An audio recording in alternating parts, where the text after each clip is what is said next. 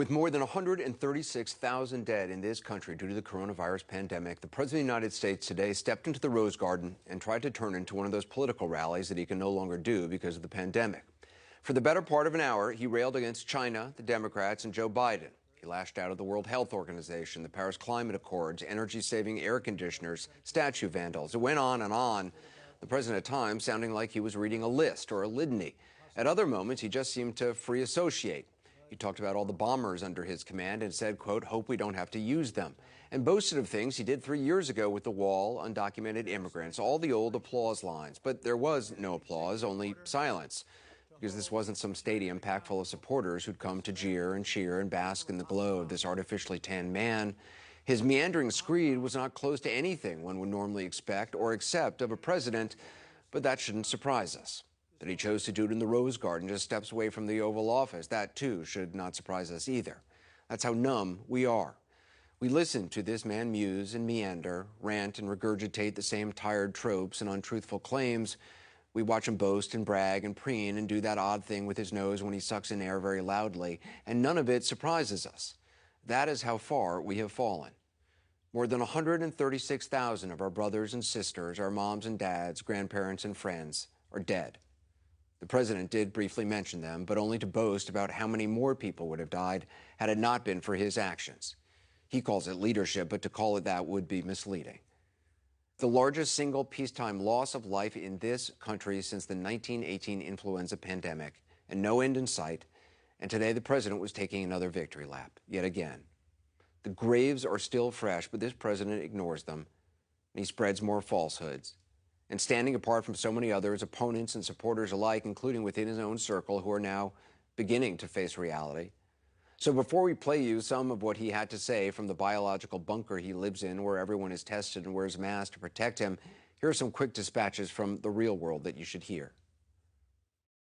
I do think the fall and the winter of 2020 and 2021 are going to be probably one of the most difficult times that we've experienced in American public health. Keeping the healthcare system from being overstretched, I think it's really going to be important.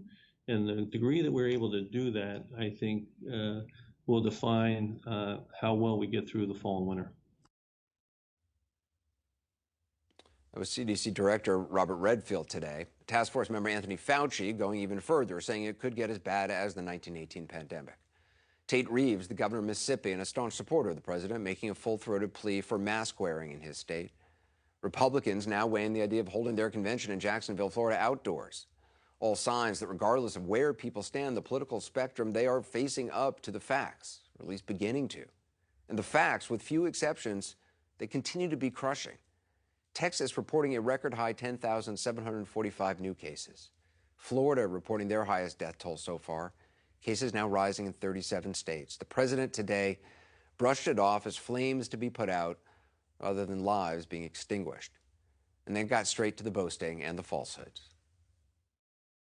We saved tens of thousands of lives, but we actually saved millions of lives by closing up. We saved millions, potentially millions of lives. Could be a number that we're actually working on, but it could be 2 to 3 million lives. And frankly, if we didn't test, you wouldn't have all the headlines because we're showing cases. And we have just about the lowest mortality rate.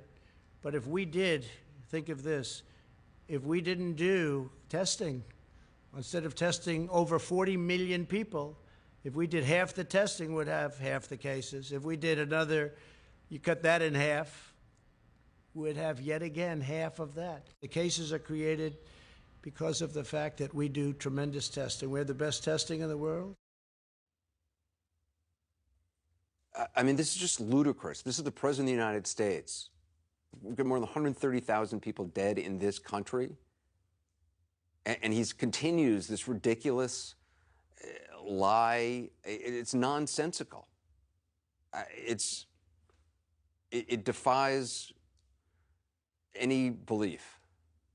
Although we shouldn't be surprised, because this is what he does. It's one of the president's favorite lies. It's on heavy rotation these days. The United States is not the best or close to it in deaths. It's the 7th worst in the world. And testing doesn't cause cases, it discovers them. And by the way, According to Redfield and others, the cases we know about probably are far underestimating the actual spread of this virus. Testing helps stop the spread.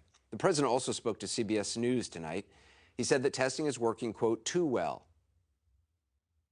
He's probably the only person who thinks that.